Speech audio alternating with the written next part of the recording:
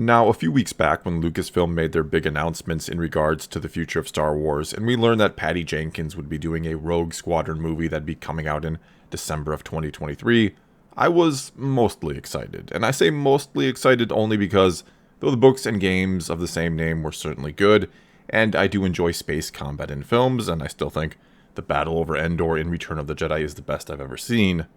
a movie based on them on the Rogue Squadron sort of offshoot series in Star Wars wouldn't have been my first choice for a new film, or my second or third, or even anywhere near my top 10 if I'm being honest.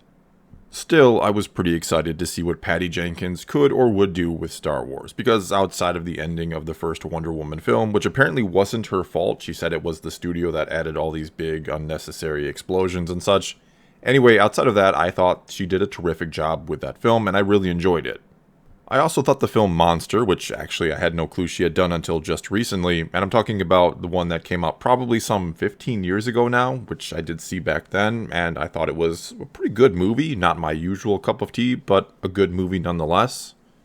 So anyway, though, maybe not overly excited for the premise of a Rogue Squadron movie itself, I was again excited to see what she could do with Star Wars. But since then, I've not only seen Wonder Woman 1984, and I'll give a very brief review on that in just a bit, and if you want to skip to it, I'll include a timestamp in the description below.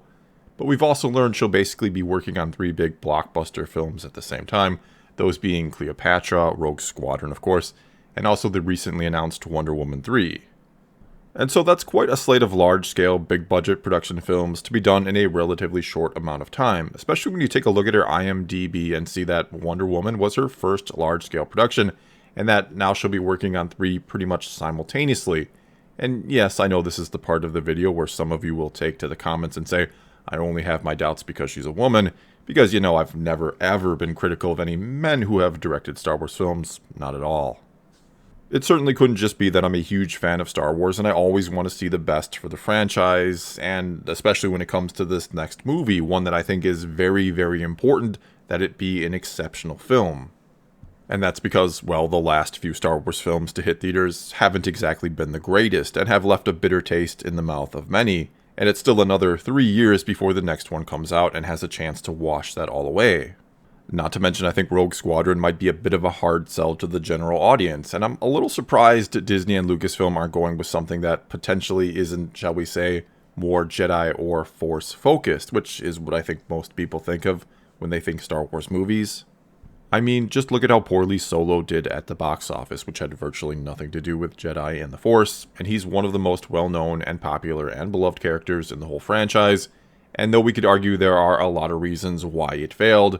one of them, though, is that the general audience and the more casual fan just didn't care and turn out for that movie. And I know some will counter by pointing out the success of Rogue One in theaters, and that The Mandalorian now is seemingly doing very well with general audiences, despite neither one of them really being about Jedi and or Force stuff, if you will. But I think when it came to Rogue One, which I thought was a good film, don't get me wrong, I think that film benefited a lot from there still being plenty of nostalgia hype around the return of Star Wars. And if that film had, say, come out this past Christmas or a few weeks ago, and if we pretend the whole pandemic thing had never happened and everything was normal, I don't think it does anywhere near as well now as it did then. I really think timing helped Rogue One quite a bit. And yes, you might counter by saying that another long break for Star Wars from the theaters, roughly 4 years it'll be, may help, and sure it might to some degree. But then we have to remember there is no actual break from Star Wars this time, that there will have been several new Disney Plus series to come out by then, which you might say may fuel excitement for the return of Star Wars on the big screen, and it may, especially since The Mandalorian has been popular and enjoyed again by general audiences, and of course the fans have loved it as well, and there's every chance these other series also coming out will be exceptional too. But in an odd sort of way, the popularity and quality of Star Wars at home or on Disney Plus may actually end up being a disservice to the films when you really think about it. Because again, if you're just the average person or a more casual fan of Star Wars, and for $7 a month or so, you're getting a good Star Wars show pretty much week in and week out by that point, and you know eventually that this Rogue Squadron movie will come to Disney Plus anyway, are you really going to rush out to see it?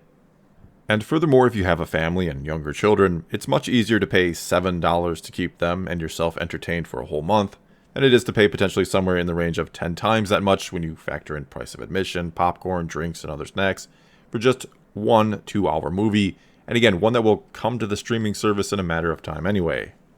And look here, though I've loved The Mandalorian thus far, and I have high hopes for the other series coming to Disney+, and I think that streaming isn't the future, it's actually the present. The last thing I ever want is for Star Wars films in theaters to come to an end, even if they haven't always been the greatest here in the Disney era.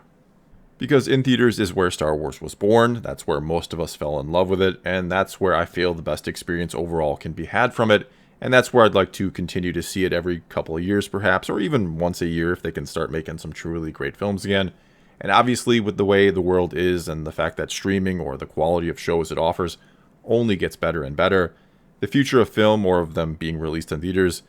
isn't quite so clear. And so I think when things do get back to normal, and I hope and believe they eventually will, we're going to need plenty of good films to remind people why we go to the theaters, why it's an experience that even the best of home theater systems can't rival. And the first Star Wars movie back from all of this, which will indeed be Rogue Squadron, needs to be one of those films that wows us again and helps to revitalize the industry if it hopes to survive long term. And so to be a little blunt and brutal here, I don't think something on the quality level of Wonder Woman 1984 is going to do that, which is not to say I hated the movie. It's fun and I did get some enjoyment out of it, but let's just say it had plenty of issues. And before going on here, let me warn you that there will be some major spoilers for that movie, so click away now if you don't want anything ruined and haven't seen it yet. Okay here, so to compare Wonder Woman 1984 to a recently released Star Wars film, it had almost the opposite problem of a movie like The Rise of Skywalker, where that film moved at a crazy lightning pace, jumping from one key scene to the next, and never worrying too much about trying to develop its characters, really. Well, Wonder Woman 1984 felt like this bloated, meandering mess that tried but ultimately fails to really build its characters. I mean, the movie goes so slow it even has what amounts to 2 opening sequences, the one on the mascara with young Diana, and then the one in the mall, and for some reason Patty Jenkins insisted against the studio's wishes that both of them be included in the film. Then another way it was like The Rise of Skywalker was that both of them brought back old, dead characters who probably should have stayed dead, and I'm of course talking about Palpatine and Steve Trevor, 2 characters I never thought I'd be comparing.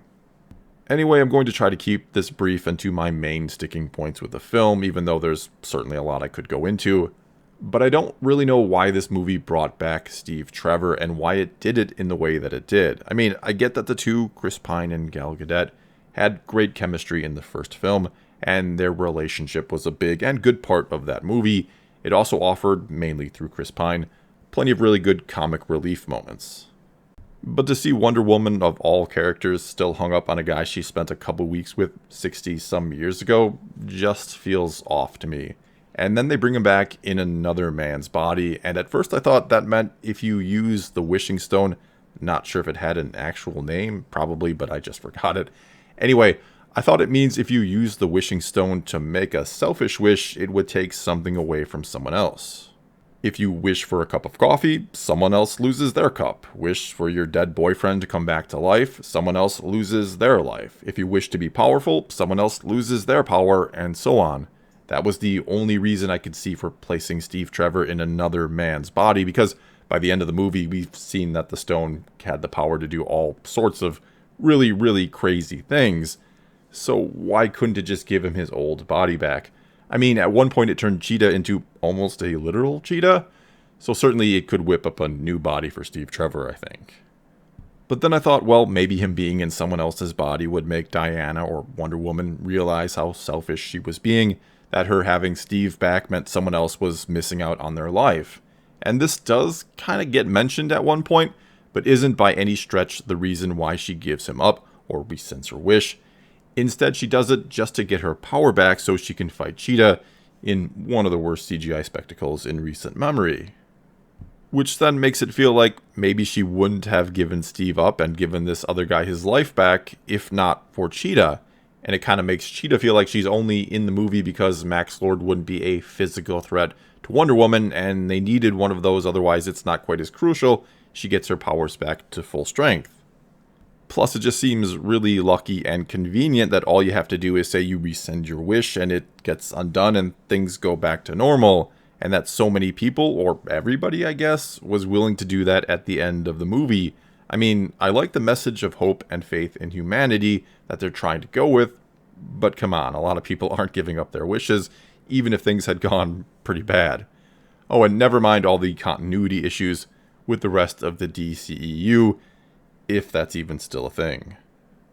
Anyway, I could certainly go on, as I said, but I just wanted to briefly touch on my biggest problem, which is that the movie or its plot just feels very silly and very, very contrived and over the top altogether. And I get it, it's a comic book movie, but I do prefer comic book movies that try to stay at least slightly grounded in reality, and this one really did not do that. Well, that's all I've got for this time. Now it's your turn to tell me what you think about Rogue Squadron. Is this the movie that Star Wars should return to the theaters with, or would you rather see something else? And what did you think of Wonder Woman 1984? Whatever the case may be, leave a comment below and let's talk some Star Wars. And until next time, thanks for watching.